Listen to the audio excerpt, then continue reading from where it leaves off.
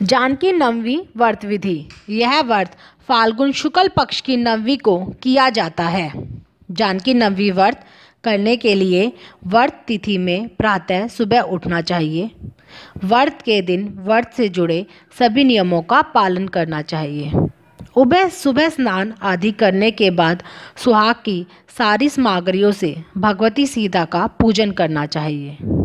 पूजन सामग्री के रूप में चावल, जौ, तिल आदि से हवन करना चाहिए। जो भी इस व्रत को करता है उसे संतान लाभ होता है और अनेक मनोकामनाएं भी पूरी होती हैं। अचल रहे अहिवात तुम्हारा, जब लगी गंग जुमन जलधारा।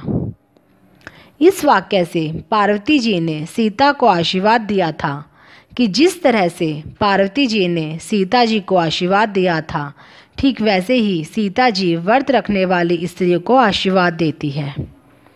माता जानकी को माता लक्ष्मी का अवतार कहा गया है। माता जानकी का व्रत करने से घर में सुख समृद्धि और धन की वृद्धि होती है। एक अन्य मत के अनुसार माता का जन्म क्योंकि भूमि से हुआ था, इसलिए वे अन्नपूर्णा कहलाती हैं। माता जानकी का व्रत करने से उपावसक में त्याग, शील, ममता और समर्पण जैसे गुण आते हैं। सीता एक ऐसा चरित्र है जिसे सभी को ज्ञान मिलता है। सीता माता के चरित्र का वर्णन सभी वेदों में बहुत सुंदर शब्दों में किया गया है। वाल्मीकि रामायण में भी देवी सीता को शक्ति स्वरूपा, ममतामयी, राक्षस नाशिनी, पतिव्रता आदि कई गुणों से सज्जित बताया गया है। फाल्गुन शुक्ल पक्ष की नवमी को सीता जी का जन्म हुआ था।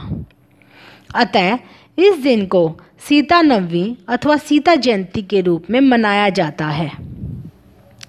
सीता मैया को जानकी भी कहा जाता है, अतः उनकी जयंती को जानकी जयंती भी कहा जाता है। सीता जयंती को पूरे देश में उत्साह से मनाया जाता है। इसे विवाहित स्त्रियां पति की आयु के लिए करती हैं।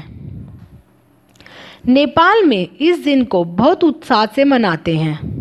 वर्तमान में मिथिला नेपाल का हिस्सा है और रानी सीता मिथिला की राजकुमारी थी, जिन्हें राजा जनक और रानी सुनैना ने सीता को गोद में लिया था।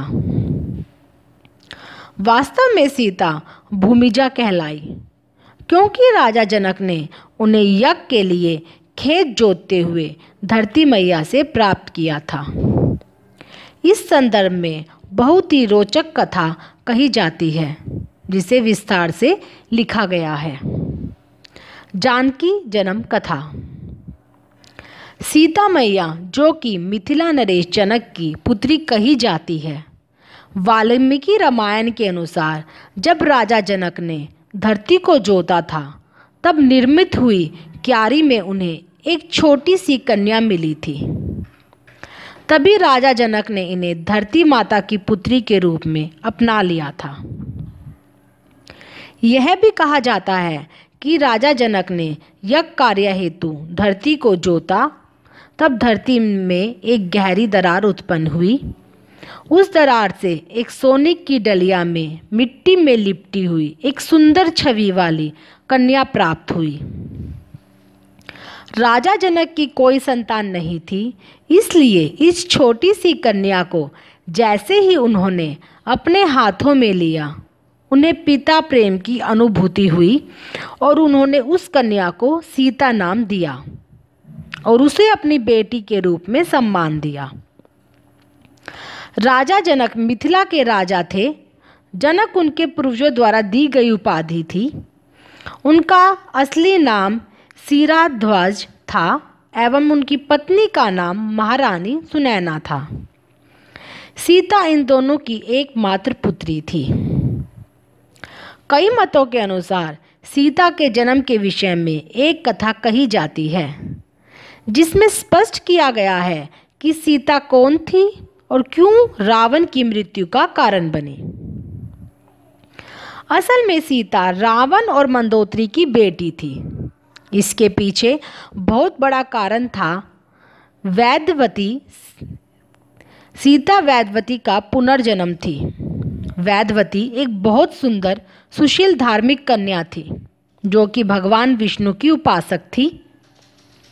उन्हीं से विवाह करना चाहती थी। अपनी इच्छा की पूर्ति के लिए वैद्यवती ने कठिन तपस्या की।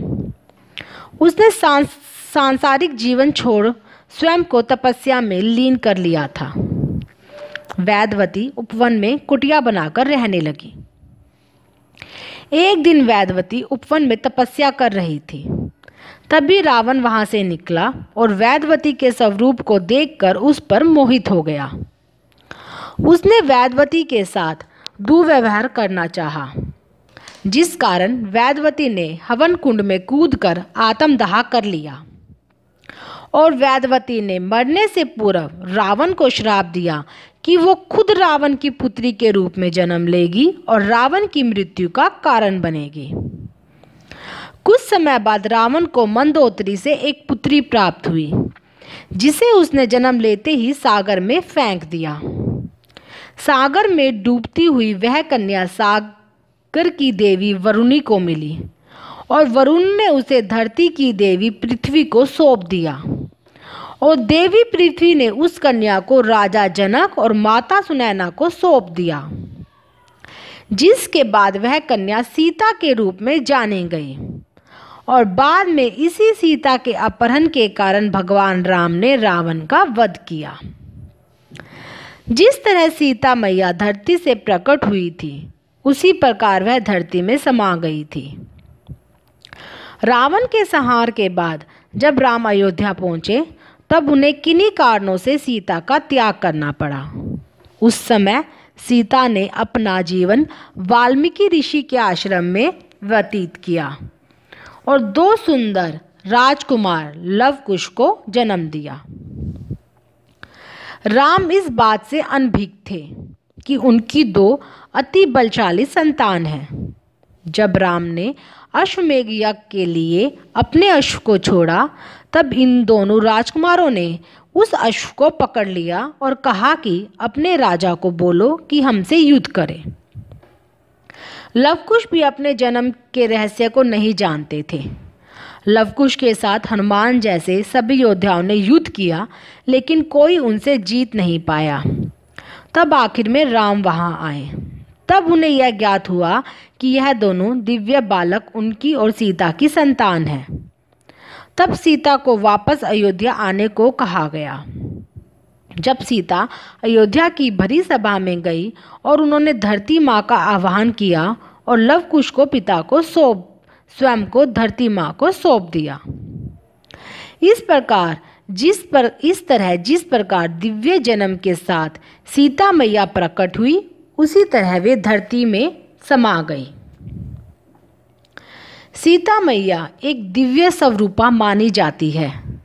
इसलिए कहते हैं कि जब रावण उनका अपहरण करने आया था, उसके पहले ही सीता के वास्तविक शरीर को अग्निदेव को सौंप दिया गया था, क्योंकि अगर रावण वास्तविक सीता को बुरी निगाह से देखता तो उसे देखकर ही भस्म हो जाता। अगर ऐसा होता तो मनुष्य को जाति को नारी के साथ अपनी मर्यादा का सबक कभी नहीं मिलता, जो कि रावण के अंत और उसके घमंड के अंत के साथ मिला। इसलिए अंत में भगवान राम ने अग्नि परीक्षा के रूप में अग्नि देवता से सीता को पुनः प्राप्त किया। जानकी नवमी व्रत महत्व।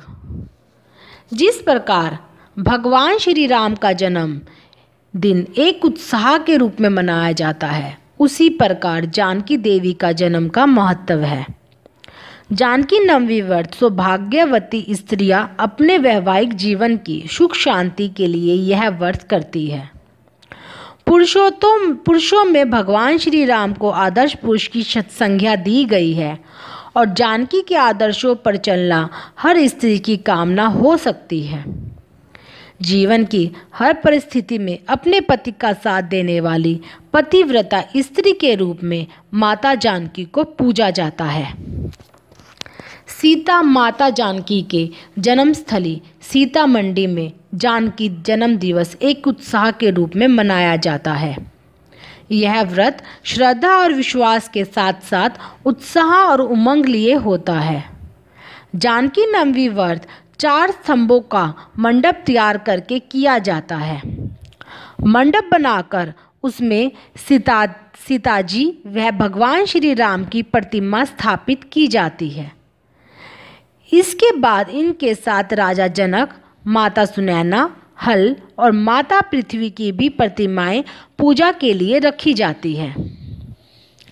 पूजा का कार्यक्रम इस प्रकार रखा जाता है कि वह जानकी का जन्म दिवस लगना चाहिए। मांगलिक गीत गाए जाते हैं और जानकी स्तोत्र का पाठ भी किया जाता है।